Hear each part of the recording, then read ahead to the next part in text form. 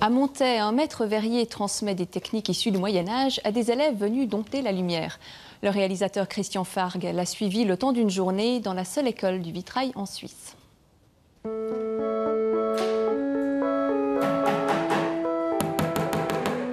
Tout le monde connaît le vitrail, mais peu de gens savent qu'il y a des ateliers de vitrail qui existent. Donc après, tout le système de formation, il est aussi assez méconnu. On va commencer par une série de petits exercices. Donc chacun prend un chevalet et puis du papier à esquisse. Jusqu'à 25 ans, j'ai fait beaucoup de choses de manière imprécise. Travailler dans le milieu commercial, voyager. Et puis à un moment donné, je me suis dit que je devais donner une orientation justement plus précise à ma vie. Et puis j'ai cherché quelque chose qui puisse justement être nourrissant. Suite à la fin de l'école, donc j'ai ouvert un atelier, j'ai eu du travail, et puis petit à petit, je suis revenu à l'école pour donner des cours d'appoint, en dessin particulièrement. Ensuite, il y a eu un moment donné où il y a eu la possibilité de succéder au fondateur de l'école, et puis c'était aussi un challenge. Ça va bien, Myriam? Est-ce que vous faites ça juste pour avoir un vitrail chez vous?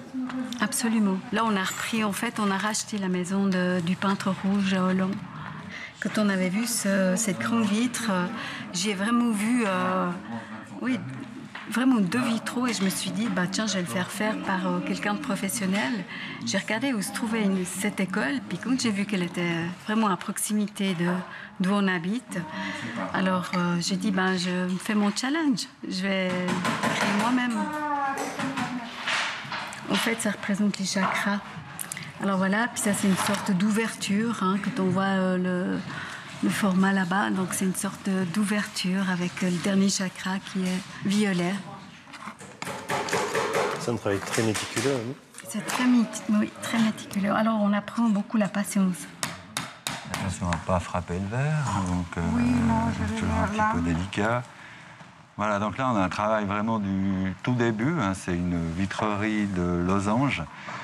Les losanges, c'est probablement les vitraux qui sont le plus, qu'on voit le plus. On les voit sans les voir, parce que c'est un motif qui est très banal d'une certaine manière. Mais c'est un type de motif qu'on voit autant dans l'architecture civile que dans l'architecture sacrée. C'est une vitre, en fait. À l'époque médiévale, ça remplaçait les carreaux qu'on a actuellement. Oui, ça fait pas. D'accord, donc attention à ça. Okay. C'est vraiment l'assemblage de 2 choses qui sont assez différentes l'une de l'autre. On a le verre qui est cassant, qui n'a pas beaucoup de souplesse, qui est transparent ou translucide. Et puis d'autre part, on a le plomb qui est un petit peu son contraire, qui est opaque, mais qui est très souple, donc qui permet d'écrire de former des dessins décoratifs, figuratifs, de toutes sortes. Donc en fait, là, encore une fois, c'est très très simple, c'est une géométrie, mais on entre déjà de plein pied dans le travail du vitrail.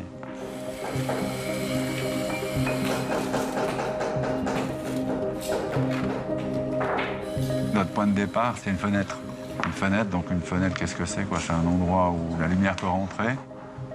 Ça amène de la lumière naturelle, donc c'est de la lumière qui nous est indispensable simplement pour vivre, pour travailler, entre autres. Sur papier, c'est peut-être très bien, très intéressant. Et puis, une fois qu'on lève le vitrail, on peut être très surpris. C'est quelque chose qui peut être déconcertant. Parce qu'il n'y a pas moyen vraiment de le voir avant de le lever.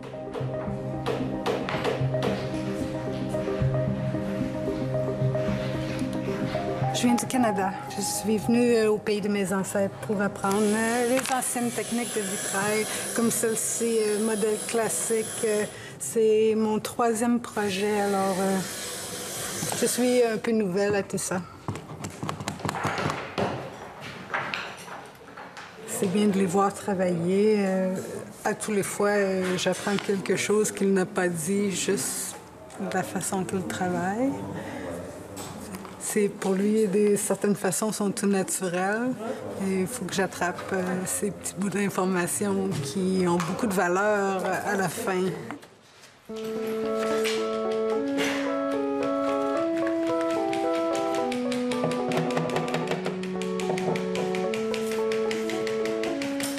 C'est un travail, soit on devait faire celtique, soit cistercien. Donc les couleurs, normalement, c'est des couleurs très très claires.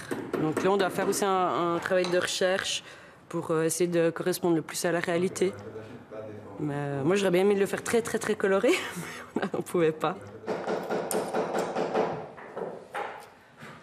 Donc là, un travail qui est beaucoup plus complexe, avec des très grandes pièces, des pièces qui sont très longues et très fines, et puis très difficiles à couper aussi. Donc on est un peu à la limite de certaines techniques manuelles. Voilà, donc ça, c'est ce que je demande à Gaël aussi, c'est de travailler le plus lentement possible pour soigner chaque geste. C'est pas un travail qui devrait prendre beaucoup de temps, mais il ne faut pas se laisser gagner par l'envie d'aller plus vite que la musique, en fait. Hein. OK ? Donc, je pense qu'on fait pas... Enfin, c'est un travail peut-être unique dans sa vie, quoi. C'est une chose comme ça. Donc ça, si on peut aussi le savourer au fur et à mesure, donc c'est... ouais, aussi pour l'apprentissage, je pense que c'est une très bonne chose. Ça se prend la patience. Ouais, on peut dire, ouais. C'est assez curieux parce qu'il y a beaucoup de gens qui n'ont pas de patience qui sont ici, en fait. Mais c'est une espèce de thérapie comme ça, sans savoir.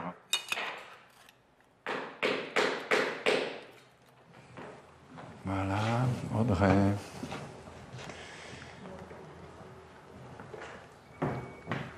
Bien, vous avez regardé avec Chihiro tout à l'heure un petit peu les corrections?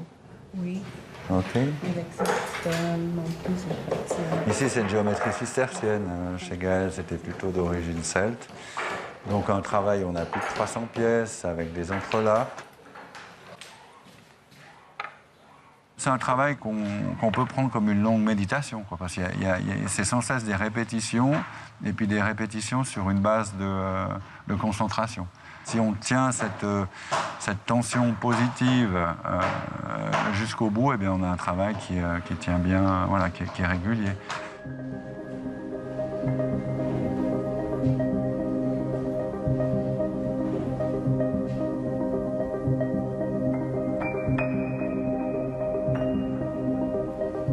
La couleur et la lumière ont un potentiel d'émerveillement, je pense. La transparence, les choses qui brillent. Et utilisées, je dirais, avec sensibilité, je pense qu'elles peuvent donner naissance à un sentiment qui nous dépasse. Alors que ça soit dans un contexte décoratif, complètement décoratif, ou religieux, sacré, je dirais peu importe, d'une certaine manière. Mais ça veut aussi dire qu'on doit manipuler ça avec certaines précautions. Et puis toujours se dire, on va donner quelque chose de beau et de bon, c'est très idéal, hein, de beau et de bon aux gens avec qui vont vivre ces vitraux.